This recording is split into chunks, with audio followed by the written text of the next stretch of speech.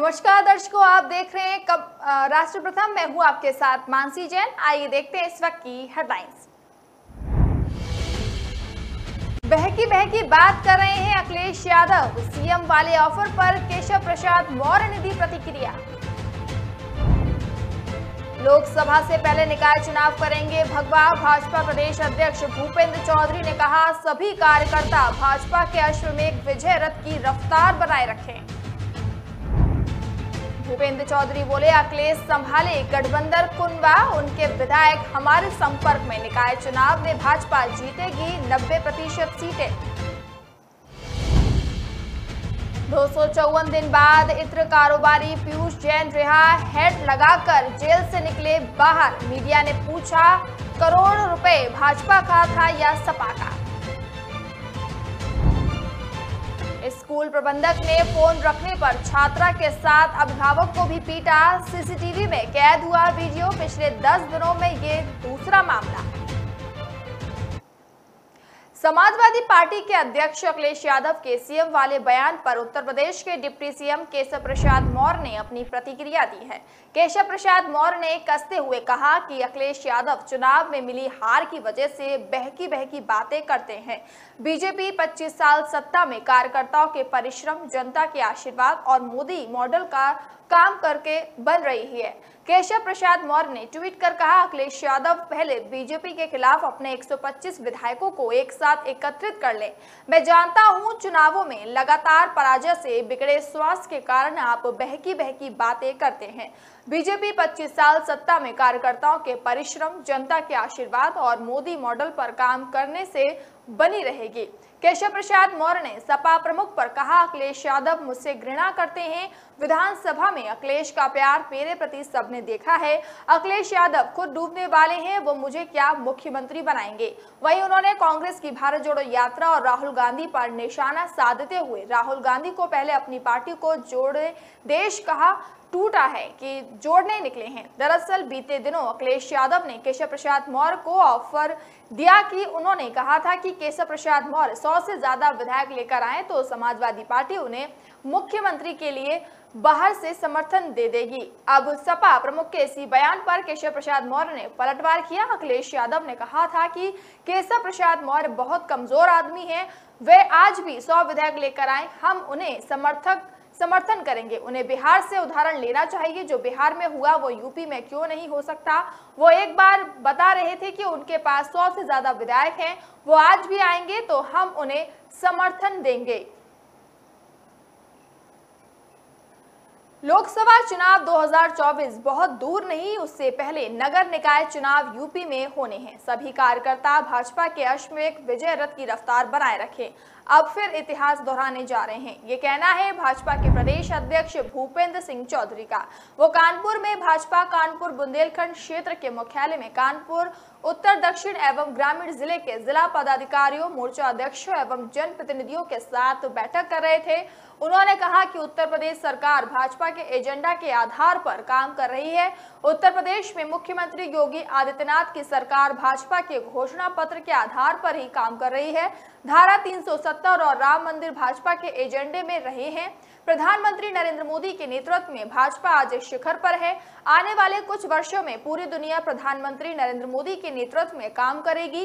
चौधरी ने बैठक में कहा कि भाजपा देश की सबसे बड़ी पार्टी है। उत्तर प्रदेश में 100 से 83 विधान परिषद सदस्य भाजपा के हैं। प्रदेश की जनता भाजपा को दिल खोलकर समर्थन दे रही है। उन्होंने आंकड़े पेश करते हुए कार्यकर्ताओं से कहा जीत का अश्वमेघ रुकना नहीं चाहिए। सन 2014 के लोकसभा चुनाव में 90% और 2017 के विधानसभा चुनाव में 80% जीत दर्ज करने का कार्य पार्टी कर चुकी है। इसी तरह 2022 के विधानसभा चुनाव में 70% वोट प्रदेश की जनता ने भाजपा की झोली में डाल दिए। चौधरी ने कहा आंकड़े दर्शाते हैं कि प्रदेश की जनता का भाजपा को पूर्ण समर्थन प्राप्त है। बतौर प्रदेश अध्यक्ष मुझे कार्यकर्ताओं की सेवा करने का मौका मिला, ये सौभाग्य का विषय है। प्रदेश अध्यक्ष ने बैठक में कहा कि कार्यकर्ता नगर निकाय चुनाव और आगामी 2024 लोकसभा चुनाव के लिए कमर कस कर तैयार रहे। भारतीय जनता पार्टी में सभी पदों पर कार्यकर्ताओं का आरक्षण है, जबकि विपक्षी दलों में उनके ही परिवार के लोगों का आरक्षण है। भाजपा किसी विशेष जाति, वर्ग, धर्म एवं समुदाय की पार्टी नहीं है। उन्होंने कहा, भाजपा आने वाले दिनों में नगर निकाय, विधान परिषद की सीटें और लोकसभा चुनाव में पूरी की पूरी सीट जीतेगी। आज प्रदेश की जनता 52% मतदान भाजपा के पक्ष में कर रही है, जबकि बाकी सभी विपक्षी दल 32% में ही निपट जाएंगे। सपा अध्यक्ष अखिलेश यादव के बयान के बाद जुबानी जंग शुरू हो गई है। 100 विधायक लाने पर केशव प्रसाद मौर्य को मुख्यमंत्री बनाने का बयान भाजपा पर हमलावर होता दिख रहा है। इसी क्रम में भाजपा प्रदेश अध्यक्ष भूपेंद्र चौधरी ने गुरुवार को कानपुर में पलटवार किया। उन्होंने कहा कि समाजवादी पार्टी के कई विधायक उन्हें संपर्क में हैं। अखिलेश पहले अपनी पार्टी और कुनबे को संभाले। कानपुर क्षेत्रीय कार्यालय में पत्रकार वार्ता में भाजपा के नव निर्वाचित अध्यक्ष ने कहा कि सपा अध्यक्ष को सबसे पहले अपनी पार्टी की चिंता करनी चाहिए, क्योंकि उनके विधायक लगातार संपर्क में हैं। आपको बता दें कि एक कार्यक्रम में अखिलेश ने उत्तर प्रदेश सरकार के उप मुख्यमंत्री केशव प्रसाद मौर्य को बीजेपी से विधायक लाने पर मुख्यमंत्री पद के लिए समर्थन देने की बात कही थी। उन्होंने उप मुख्यमंत्री केशव प्रसाद मौर्य का संगठन के प्रति समर्पण की प्रशंसा करते हुए कहा कि वो पार्टी के प्रमाणित एवं भाजपा की विचारधारा के लिए समर्पित कार्यकर्ता हैं, हमेशा साथ रहेंगे। वे स्वार्थ में पड़ने वाले नेता नहीं हैं। बेवजह लालच ना दो, केशव मौर्य अखिलेश को चला दे। अखिलेश उन्हें क्या चला पाएंगे? चौधरी ने कहा कि निकाय चुनाव में भाजपा का लक्ष्य 90% सीटों को जीतना है, मात्र 10% में बाकी विपक्ष को समेट दिया जाएगा। उन्होंने दावा किया कि पिछले विधानसभा चुनाव में प्रदेश के चौमुखी विकास पर जनता ने विश्वास जताया है। इत्र कारोबारी पीयूष ने 254 दिनों बाद भाजपा जेल से बाहर आ गए हैं। दोपहर करीब 1:40 पर हैट लगाकर कानपुर से वे जेल से बाहर निकले। मुंह पर मास्क लगाया था। बाहर मीडिया का जमावड़ा था। उससे मीडिया कर्मियों ने सवाल किए, घर में जो करोड़ों रुपए कैश बरामद किया था वो समाजवादी पार्टी का था या भाजपा का? लेकिन बिना जवाब दिए वे अपने वकीलों के साथ कार में बैठकर घर चले गए। जैन को पहले बुधवार को रिहाई होनी थी, लेकिन परवाना में गड़बड़ी के कारण रिहाई टल गई थी। 23 दिसंबर 2021 को पीयूष जैन के कानपुर और कन्नौज के ठिकानों पर सीबीआई ने छापेमारी की थी। कानपुर में 178 करोड़ और कन्नौज में बने तहखाने से 19 करोड़ कैश और 25 किलो सोना मिला था। पीयूष के घर में दीवारों के बीच में अलमारी में कैश रखा हुआ था। इस मामले में पीयूष के खिलाफ 2 मुकदमे दर्ज किए गए थे। पहला मुकदमा जीएसटी चोरी, दूसरा मुकदमा गोल्ड तस्करी से का था। एक में जैन को 28 जुलाई को ही जमानत मिल गई थी। दूसरे मुकदमे में पीयूष की जमानत 1 सितंबर को मंजूर हुई थी।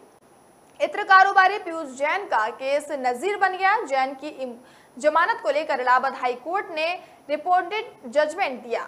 इसका मतलब यह है कि इसे लॉ की किताबों में Piyush Jain versus union of India के नाम से शामिल किया जाएगा। इसे दूसरे मामलों में वकील अपनी दलीलों में शामिल कर सकेंगे। पूर्व डीजीसी और पीयूष जैन के वकील पीयूष कांत शुक्ला ने बताया, इलाहाबाद हाई कोर्ट जज सुभाष विद्यार्थी ने अप्रूवल फॉर रिपोर्टिंग जजमेंट सुनाया। पीयूष जैन की जमानत को लेकर कहा, किसी भी व्यक्ति की जमानत को इस आधार पर खारिज नहीं किया जा सकता कि उसको जमानत दिए जाने से समाज में विपरीत असर पड़ेगा। इस फैसले को लॉ बुक में शामिल किया जाएगा। जज ने माना कि कंपाउंडेबल ऑफेंस। वकील पीयूष शुक्ला ने बताया कि हाईकोर्ट ने माना है कि धारा 138 के तहत पाया गया कि ये कंपाउंडेबल ऑफेंस है। इसका मतलब यह है कि इसे जुर्माना लेकर खत्म किया जा सकता है। वहीं डीजीजीआई अभी तक ये नहीं तय कर पाई है कि पीयूष जैन पर जीएसटी चोरी का कितना जुर्माना लगाया जाए। हालांकि पीयूष जैन ने 2 मई 2022 को 54 करोड़ 90 लाख रुपए पहले ही जमा करा चुके हैं। पीयूष शुक्ला ने बताया कि हाईकोर्ट में पीयूष जैन के खिलाफ डीजीजीआई कोई खास सबूत नहीं पेश कर पाई। पीयूष को हाईकोर्ट जीएसटी चोरी और गोल्ड तस्करी मामले में जमानत मिल चुकी है। दोनों ही मामले में संबंधित विभाग कोर्ट में मजबूती से अपनी दलीलें नहीं रख पाए। कोर्ट ने माना पीयूष जैन 8 महीने से ज्यादा की सजा काट चुका है, जो इस मामले में पर्याप्त है, क्योंकि मिनिमम सजा 6 महीने और मैक्सिमम सजा 5 साल की है। शहर में स्कूल संचालक की गुंडाई देखने को मिली। छात्रा के बैग में मोबाइल निकलने पर टीचर ने छात्रा की जमकर पिटाई लगाई। छात्रा ने जब मामले की जानकारी परिजनों को दी, जिस पर छात्रा के पिता स्कूल प्रबंधन से शिकायत करने पहुंचे। स्कूल प्रबंधन ने शिकायत पर कार्रवाई करने के बजाय उन्हें ही पीट दिया। छात्रा के पिता का आरोप है कि स्कूल के स्टाफ ने उन्हें बंधक बनाकर पीटा। मामला हनुमंत विहार थाना क्षेत्र में स्थित Mother Teresa higher secondary school का है। बता दें 11वीं की छात्रा Tanishka Mother Teresa higher secondary school की छात्र है। उसकी तबीयत पिछले एक हफ्ते से ठीक नहीं चल रही थी, जिसके चलते परिजनों ने उसे मोबाइल दे दिया। यदि स्कूल में तबीयत खराब हुई तो वह उन्हें सूचना दे सके। वहीं स्कूल में बैग में मोबाइल बरामद होने पर प्रिंसिपल ने तनिष्का की जमकर पिटाई कर दी, जिसके बाद उसके परिजन शिकायत करने के लिए स्कूल पहुंचे, जिस पर स्कूल में कोई सुनवाई नहीं हुई, बल्कि स्टाफ ने उनके साथ अभद्रता और मारपीट की, जिसकी शिकायत उन्होंने पुलिस से की है। वहीं स्कूल प्रबंधन ने भी छात्रा के परिजनों पर अभद्रता और स्टाफ से मारपीट करने की तहरीर थाने में दे दी है। विवाद के बाद स्कूल प्रबंधन का पक्ष जानने का प्रयास किया गया, जिस पर उन्होंने कुछ भी बोलने से इनकार कर दिया। पिछले 10 दिनों में यह दूसरा मामला सामने आया है जब किसी अभिभावक को बंदी बनाकर पीटा गया हो। 2 सितंबर को गुमटी नंबर 5 के एक स्कूल में एक छात्रा और उसके अभिभावक सिर्फ इस लिए मारा गया था क्योंकि वो कोचिंग पढ़ने में असमर्थ थे। फिलहाल वक्त चला एक छोटे से ब्रेक का। ब्रेक के बाद जल्द हाजिर होंगे।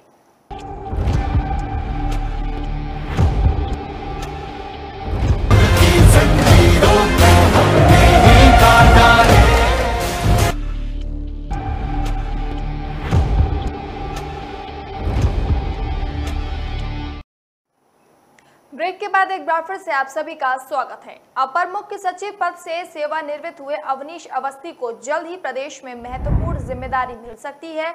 चर्चा है कि उन्हें नीति तय करने संबंधी जिम्मेदारी मिल सकती है। सूत्रों का कहना है कि जल्द इस संबंध में औपचारिक आदेश जारी कर दिए जाएंगे। विस्तार पाने की तमाम चर्चाओं के बीच 31 अगस्त को अवनीश अवस्थी सेवानिवृत्त हो गए थे।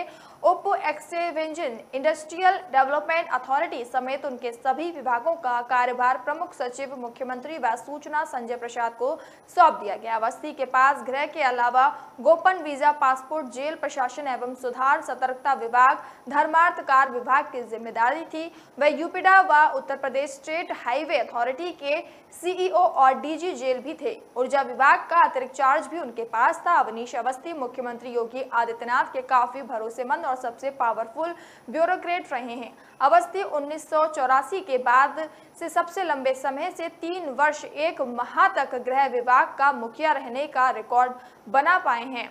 उनका कार्यकाल 1 अगस्त 2019 से 31 अगस्त 2022 तक रहा। इससे पहले आरसी टकरू का कार्यकाल नवंबर 1980 से मार्च 1984 तक था। अवस्थी के सेवानिवृत्त के बाद उनके सम्मान में पुलिस विभाग की ओर से विदाई सम्मान समारोह आयोजन किया गया था। लखनऊ के सप्रू मार्ग स्थित पुलिस ऑफिसर्स मेस में अवस्थी के सम्मान में कार्यवाहक डीजीपी देवेंद्र सिंह चौहान की ओर से ये आयोजन किया गया। इसमें लखनऊ में नियुक्त एसपी से लेकर एडीजी स्तर तक के अधिकारियों को आमंत्रित किया गया था। लखनऊ सहित देश के विभिन्न शहरों में पड़े आयकर विभाग के छापेमार की कार्रवाई सुबह तक चली। लखनऊ में राष्ट्रीय क्रांतिकारी समाजवादी पार्टी के राष्ट्रीय अध्यक्ष गोपाल राय के लालकुआं स्थित आवास पर सुबह 4 बजे तक इनकम टैक्स के अधिकारियों ने दस्तावेज खंगाले, जिसके बाद कई अहम दस्तावेज जब्त कर अपने साथ ले जाए गए। सूत्रों ने बताया कि गोपाल राय जिस पार्टी के राष्ट्रीय अध्यक्ष हैं, उससे वे कभी चुनाव नहीं लड़े। उन पर आरोप है कि वे डमी पार्टी बनाकर चुनावी चंदा जुटाने का काम कर रहे थे।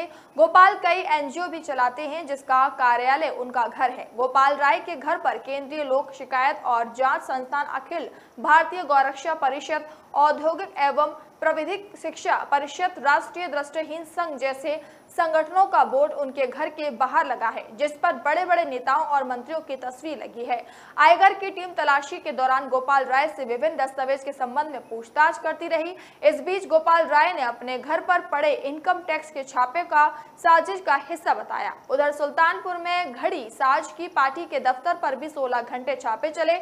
पड़ताल के दौरान पता चला कि अब्दुल माबूद इदरीसी, जिनकी चौक में घड़ी की दुकान है, उनकी राजनीतिक दल अपना देश पार्टी को 2013 से अब तक 425 करोड़ रुपए चंदे के तौर पर मिले हैं। छापे के बाद आयकर की टीम कई अहम दस्तावेज महबूद के घर से अपने साथ ले गई। सूत्रों ने बताया कि महबूद के खाते में आई अधिकतर रकम गुजरात से आई है। महबूद ने गुजरात में रजाक को अपनी पार्टी का प्रदेश अध्यक्ष बनाया था।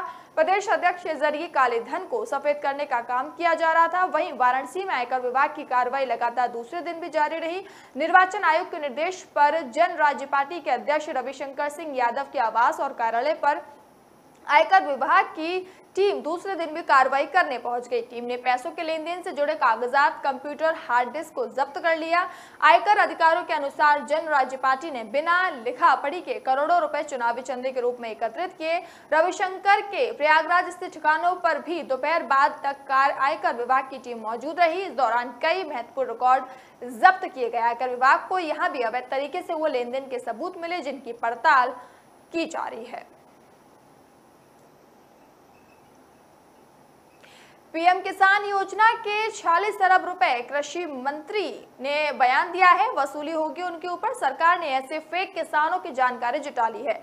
इनके बैंक खातों में भेजी गई रकम को अब वसूला जाएगा। यूपी के कृषि मंत्री सूर्य प्रताप शाही का कहना है, योजना में ऐसे किसानों का भी नाम है जो इनकम टैक्स फाइल करते थे। कहीं एक पति पत्नी दोनों किस्त का लाभ ले रहे हैं। सरकार ने ऐसे फेक किसानों को आखिरी मौका दिया है। वो चाहे तो ऑनलाइन पोर्टल पर जाकर ली गई रकम पर अपनी मर्जी से वापस कर सकते हैं। प्रधानमंत्री किसान सम्मान निधि योजना की शुरुआत 1 दिसंबर 2018 को हुई थी। इसके तहत किसानों को साल भर में 6,000 रुपए का लाभ सीधे उनके बैंक खाते में दिया जाता है। हर 4 महीने में किसान को 2,000 रुपए की किस्त दी जाती है। तो इस तरह की 2,000 रुपए की 11 किस्तें यूपी के किसानों को मिल चुकी हैं। सभी किसानों को 12वीं किस्त का इंतजार है जो 25 सितंबर तक आने की संभावना है। दरअसल ये 12वीं किस्त इसीलिए रुकी हुई है क्योंकि सरकार ने ये योजना का लाभ ले रहे ऐसे 21 लाख लोगों को खोजा है जो इस योजना के पात्र है ही नहीं। इन फेक अकाउंट्स का पता लगाने की वजह बाकी किस्त आने में समय लगा। 2,85,00,000 किसानों में से 21 लाख किसानों की किस्त रुकी हुई है। वो इसीलिए क्योंकि पोर्टल पर उन किसानों का आधार नंबर और भूले डाटा गलत दर्ज किया गया है। 7 सितंबर को हुई बैठक में यूपी के कृषि मंत्री सूर्य प्रताप शाही ने बताया कि योजना में लाभ ले रहे कई फेक अकाउंट्स होल्डर सरकारी नौकरी, आयकर भरने वाले और एक ही परिवार के 2 लाभार्थी हैं। इन लोगों से सभी 11 किस्तों की रकम वसूली जाएगी। कृषि मंत्री शाही ने बताया कि भारत सरकार से मिली लिस्ट में यूपी के लाभार्थी किसानों की संख्या 2,85,00,000 है। हमने इन सभी लोगों के अकाउंट की जांच की है। इसके बाद इनमें से कुल 21 लाख किसान अपात्र पाए गए हैं। इनमें से कई को नोटिस भेजा जा चुका है। बचे हुए लोगों को नोटिस भेजने की प्रक्रिया जारी है। हर अपात्र व्यक्ति से 22-22 हजार रुपए की वसूली की जाएगी।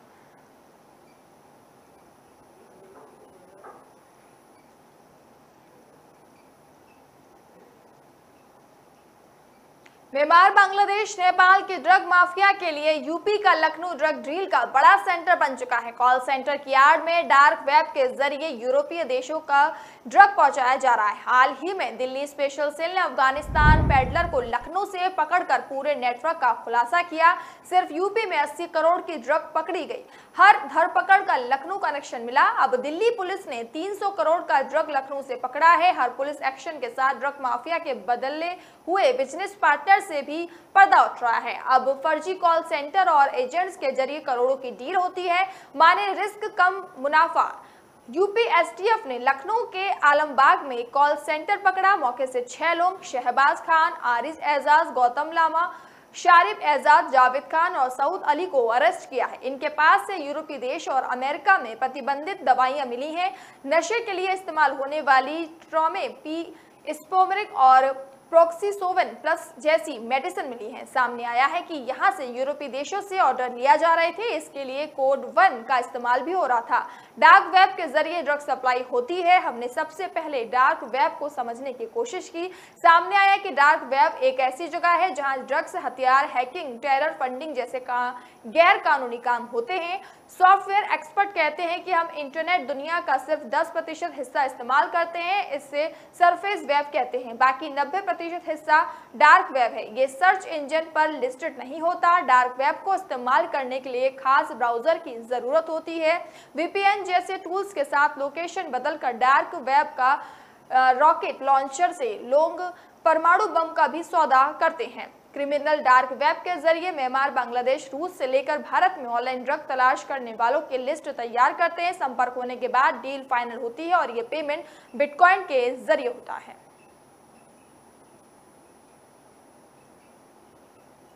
न्यूयॉर्क, सिंगापुर और दुबई की तरह ही जल्द ही नोएडा, ग्रेटर नोएडा एक्सप्रेसवे पर भी जगमगाएंगे। एक्सप्रेसवे की सर्विस लेन से जुड़ी इमारतों में फसाड लाइटें लगाई जाएंगी। इसको नोएडा के बिल्डिंग बायलॉज में शामिल कर दिया गया है। नोएडा, ग्रेटर नोएडा एक्सप्रेसवे नोएडा की लाइफ लाइन है। आगरा, दिल्ली और लखनऊ जाने वाले लोग इसी एक्सप्रेसवे से होकर गुजरते हैं। डेली करीब 10 लाख वाहनों का आवागमन होता है। नोएडा के मास्टर प्लान 2031 में इस रूट पर आवासीय, व्यावसायिक और संस्थागत प्रतिष्ठान प्रस्तावित हैं। वर्तमान में यहाँ बहुमंजिला इमारत है। पहले चरण में advanced building, one sky, Amity university और एटीएस टावर के अलावा कई इमारतों पर फसाड लाइटें लगाई जाएंगी। Uttar Pradesh industrial area development act 1976 की धारा 8 की उपधारा के तहत बायलॉज में बदलाव किया गया है। इसके तहत प्राधिकरण मुख्य मार्गों पर भवनों का एलिवेशन कंट्रोल और आर्किटेक्चर फीचर निर्धारित कर सकता है। एक्सप्रेसवे के दोनों ओर स्थित सर्विस रोड को फेस करने वाले समस्त भवनों पर फसाड लाइटिंग किया जाना कंपलसरी कर दिया गया है। एक्सप्रेसवे पर पहले से बनी हुई हर श्रेणी की आवंटियों को नोटिस जारी किया जाएगा। भवन के आगे के हिस्से के 40% क्षेत्रफल में फसाड लाइटें लगाई जाएंगी। फसाड लाइटें मल्टी कलर में हो सकती हैं, साथ ही लेजर बीम का प्रयोग कर सकते हैं। कलर की चॉइस आवंटित होगी। फसाड लाइटिंग का काम नोटिस जारी होने के 2 महीने में पूरा हो जाएगा। फिलहाल वक्त तो चला एक छोटे से ब्रेक का। ब्रेक के बाद जल्द हाजिर होंगे।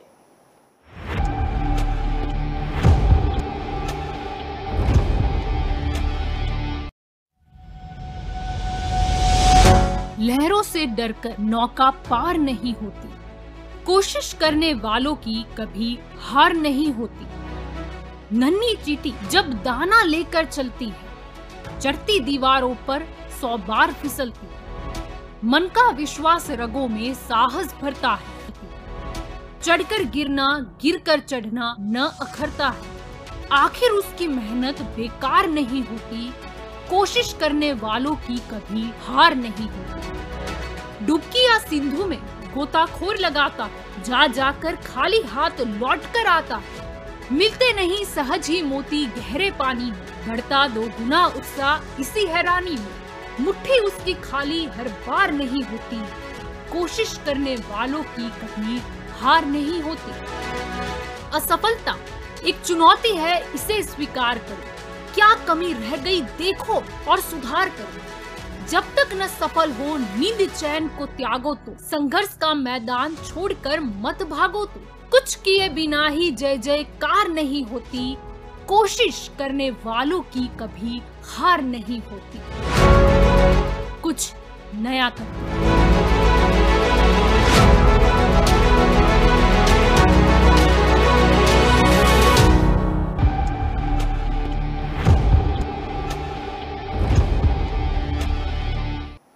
ब्रेक के बाद एक बार फिर से आप सभी का स्वागत है। कॉमेडियन राजू श्रीवास्तव 1 महीने से एम्स में भर्ती हैं। राजू के फैंस दिन रात उनके जल्द ठीक होने की दुआ मांग रहे हैं। बुधवार रात 2 बजे से गुरुवार सुबह 8 बजे तक उन्होंने आंखें खोली। ये जानकारी उनके भाई ने दी। उन्होंने कहा कि राजू को 99 डिग्री बुखार आया था। इसके चलते डॉक्टर्स ने वेंटिलेटर नहीं हटाया। 10 अगस्त को हार्ट अटैक आने के बाद दिल्ली एम्स में राजू को एडमिट कराया गया था। राजू को बुखार आने के बाद डॉक्टर्स ने वेंटिलेटर में सभी पाइप को बदल दिया ताकि किसी भी प्रकार के संक्रमण का खतरा राजू श्रीवास्तव को न हो। वहीं राजू द्वारा आंखें खोले जाने को लेकर डॉक्टर्स ने उनकी पत्नी शिखा को बताया, पहले भी उन्होंने कई बार आंखें खोली हैं, लेकिन जब तक ब्रेन हरकत नहीं होगी तब तक राजू ठीक नहीं होंगे। राजू को हार्ट अटैक आने के बाद एम्स दिल्ली में भर्ती हुए 1 महीना पूरा हो चुका है। इस दौरान 3 बार बुखार आ चुका है। अभी 9 दिन पहले ही उन्हें बुखार आया था और 3 दिन तक 100 डिग्री बना रहा। एम्स में भर्ती रहने के दौरान उन्हें 4थी बार बुखार आया। उनके भाई के मुताबिक बुखार आने के बाद डॉक्टर्स ने वेंटिलेटर न हटाने का फैसला लिया। हालांकि राजू की किडनी, हार्ट, लीवर और ब्लड प्रेशर, ऑक्सीजन और सपोर्ट भी ना के बराबर ही बना हुआ है।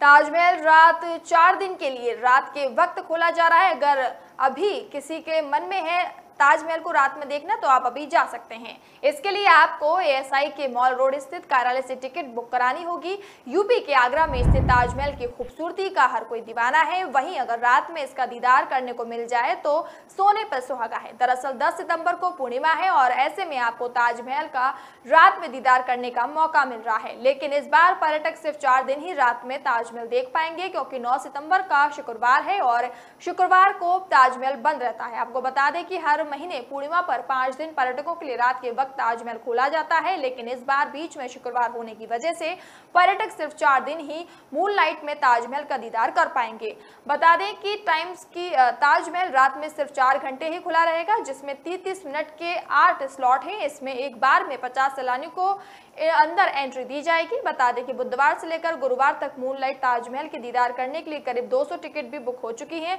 अगर आप भी ताजमहल के लिए बुकिंग करवाना चाहते हैं तो ASI के मॉल रोड स्थित कार्यालय से टिकट एक दिन से पहले बुक करा सकते हैं। बता दें कि इसमें भारतीय सैलानियों को 510 रुपए और विदेशी सैलानियों की टिकट 750 रुपए की है।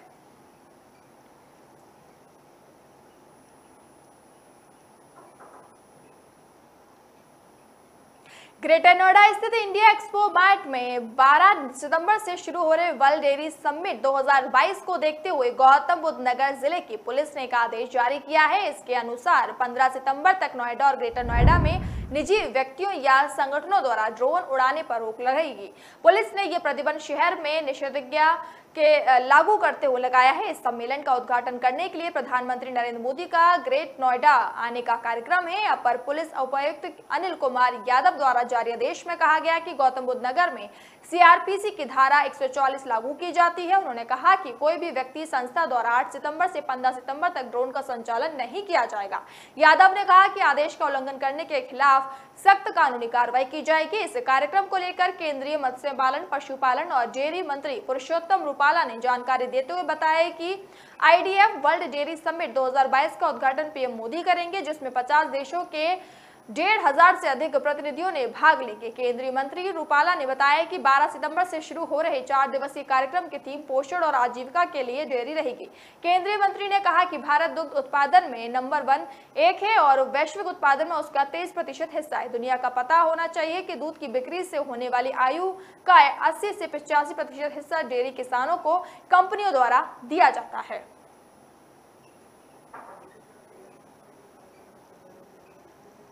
वन विभाग के पिंजरे में अब तेंदुआ फंस गया है। ठाकुरद्वारा इलाके में ये तेंदुआ पिछले कई दिनों से नजर आ रहा था, जिसकी वजह से ग्रामीण दहशत में थे। तेंदुआ के लगातार हो रहे हमलों के बाद वन विभाग की टीम ने इस इलाके में उसे पकड़ने के लिए पिंजरा लगाया था। बता दें कि मुरादाबाद का ठाकुरद्वारा इलाका जिम कॉर्बेट से सटा होने की वजह से अक्सर इस इलाके में जंगली जानवर आते रहते हैं। ठाकुरद्वारा के कई इलाकों में तेंदुआ कई दिनों से घूम रहा था, इससे लोग दहशत में थे। गुरुवार की सुबह टहलने निकले ग्रामीण को तेंदुआ ने दौड़ा लिया था। ग्रामीण ने बामुश्किल दौड़कर अपनी जान बचाई थी। इसके अलावा तेंदुआ ने एक गाय को भी निवाला बना लिया। ग्रामीणों ने वन विभाग से तेंदुआ को पकड़ने की मांग की थी। कोतवाली क्षेत्र के राजपुर कला निवासी अशोक कुमार पुत्र बलवीर सिंह सुबह टहलने निकले थे। पूनावाला शेरपुर बल्लीन मार्ग पर तेंदुआ गन्ने के निकलकर उनकी करीब पहुंचने लगा।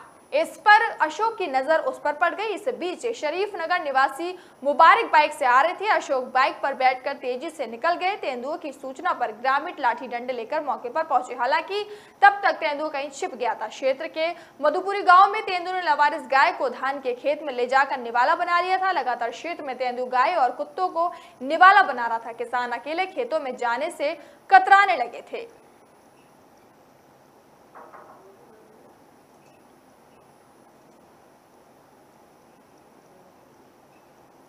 फिलहाल हमारे इस बुलेटिन में इतना ही। अब मुझे दीजिए इजाजत। नमस्कार।